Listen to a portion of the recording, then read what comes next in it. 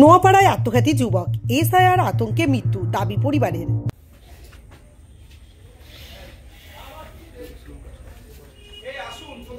নোয়াপাড়া থানার গারুলিয়া পুরসভার 12 নম্বর ওয়ার্ডের সোদলা ট্যাঙ্ক রোডের নিত্যানন্দ পল্লী থেকে মঙ্গলবার রাতের পুলিশ এক যুবকের ঝুলন্ত দেহ উদ্ধার করেছে। মৃতের নাম সুমন মজুমদার, বয়স 32। তিনি পেশায় টোটো চালক ছিলেন। বৃদ্ধা মাকে নিয়ে নিত্যানন্দ পল্লীতে একটি বাড়িতে তিনি ভাড়া থাকতেন। মৃতের মা দীপা মজুমদারের দাবি, মঙ্গলবার বেলায় এসআইআর ফর্ম হাতে পেতেই ছেলে খুব টেনশন করছিল। প্রয়োজনীয় নথিপত্র না থাকায় ছেলে চিন্তায় ছিল। বাংলাদেশে পাঠিয়ে দেয়া হবে তা নিয়ে ছেলে খুব উদ্বিগ্ন ছিল। চিন্তাগ্রস্ত হয়েই সম্ভবত ছেলে আত্মহত্যা করেছে। কালকে দিয়ে গেল ফর্ম, এখন আমাদের তো কিছু ছিল না প্রমাণপত্র। এবার ও একটা টেনশন করছিল। আমি বলছি যেরকম করে জোগাড় করবো, আগে যে কি হয় ফর্মটা দিক, তারপরে ব্যবস্থা করব।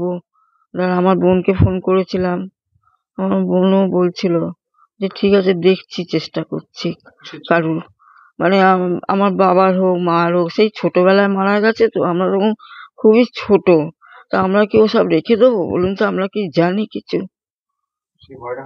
হ্যাঁ, সেই ভয়টাও ছিল কাজ ওর মধ্যে। ওই যদি এইসব এখান থেকে তো মানে পাঠিয়ে দেয় বা কিছু করে, এইসব নিয়ে ও সবসময় বলতো আমাদের মনে হয় পাঠিয়ে দেবে, আমাদের মনে হয় পাঠিয়ে দেবে। আমরা তো ভাড়াটি, আমাদের কোনো নেই। স্থানীয় কাউন্সিলর পঙ্কজ দাস বলেন, আর্থিক অসচ্ছলতার পাশাপাশি এসআইআর নিয়ে আতঙ্কে ছিল ওই যুবক। টোটো চালিয়ে বৃদ্ধা মাকে নিয়ে থাকতেন ওই যুবক। ঘটনাটি পুলিশ খতিয়ে দেখছে। নানাভাবে মানসিক অস্থিরতার মধ্যে দিয়ে যাচ্ছিল, বিশেষ করে বিগত কয়েকদিন ধরে, এবং তার একটা আর্থিক সংকট তো চলছিলই, তার সঙ্গে ভাড়া থাকে। গতকালকে এসআইআর এর ফর্ম পেয়েছে, পাওয়ার পর থেকেই তার বাড়ির লোক মা আমার সাথে যোগাযোগ করেছিল।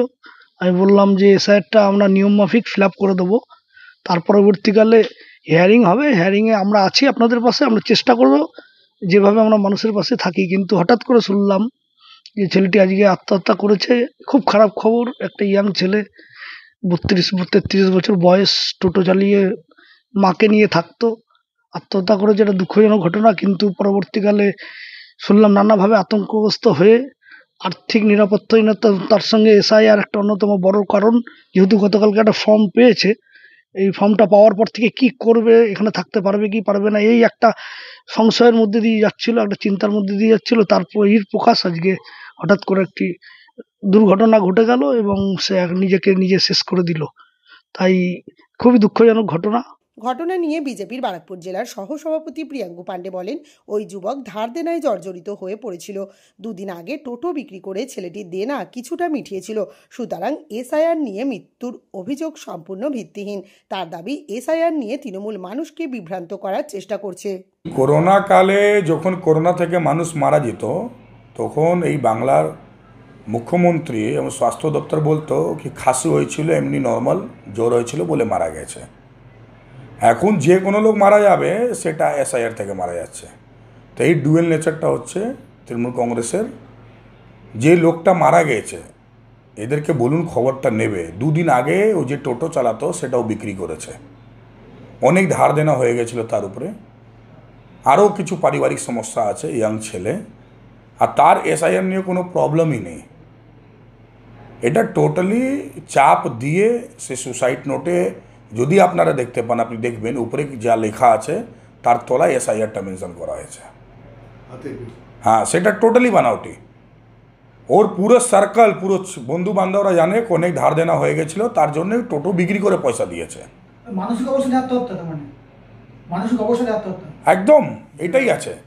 এবার যে দেনা হয়েছে সেই দেনাটা হতে পারে তৃণমূলের লোক বলেছে আমি মিটিয়ে দেবো, দিয়ে দেবো, এভাবে করে দাও। এসআইআর কোনো প্রশ্ন, আমি বললাম তো যে কোনো লোক মারা গেলে এখন এসআইআর বলবে। করোনা কালেও রিয়েল করোনা থেকে মানুষ মারা যেত, তখন বলতো খাসি হয়েছে, জ্বর হয়েছে, নর্মাল খাসি জ্বর হয়ে মারা গেছে। তো এই তৃণমূল কংগ্রেসের ডুয়েল নেচার আছে,